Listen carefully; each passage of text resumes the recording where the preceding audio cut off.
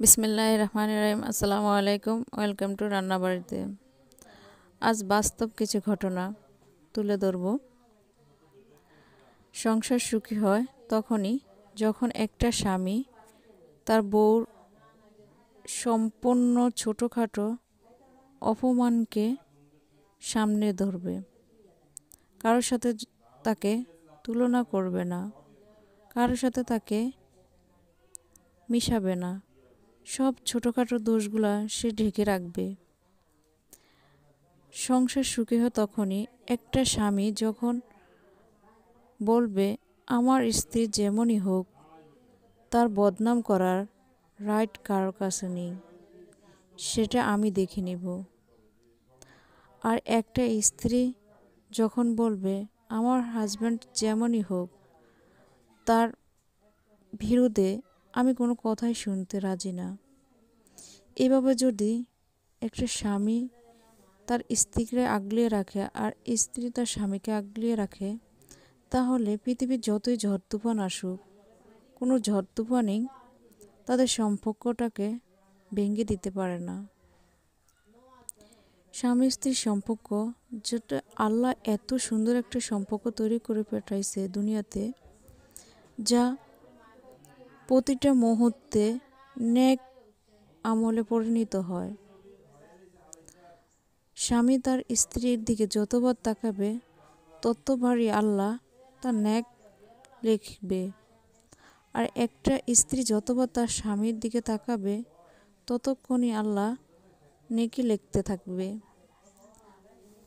তাই আমরা যত বেশি স্বামীকে ভালোবাসতে শিখি, স্ত্রীকে ভালোবাসতে শিখি, ততই আমাদের সংসার সুন্দর হয়ে আসবে। আসলে বাস্তবের জিনিস আমরা কেন জানি হারিয়ে ফেলতে যাই। কিছু কিছু সময় আমরা বাস্তবটাকে অবাস্তবের মতো পরিণত করে ফেলি।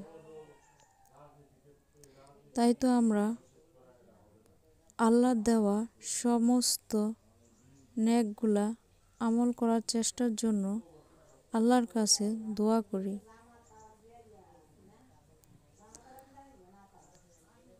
আসলে বাস্তবে কেন জানি আমরা খুবই পিছে পড়ে আছি।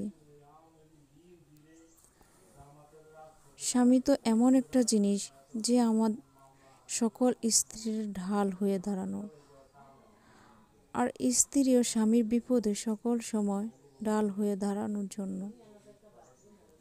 এভাবেই তো একটা ভালোবাসা তৈরি হয়।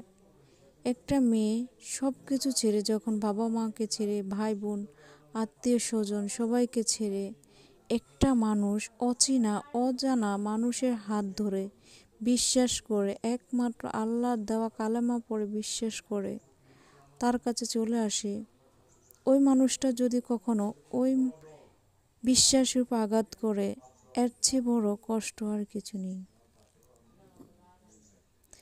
তাই সকল স্বামীদেরকে আল্লাহ হেদায়েত করুক, যাতে তার স্ত্রীর ভুল বুঝাবুঝিকে দূরে রেখে ভালোবেসে কাছে টেনে নেয়।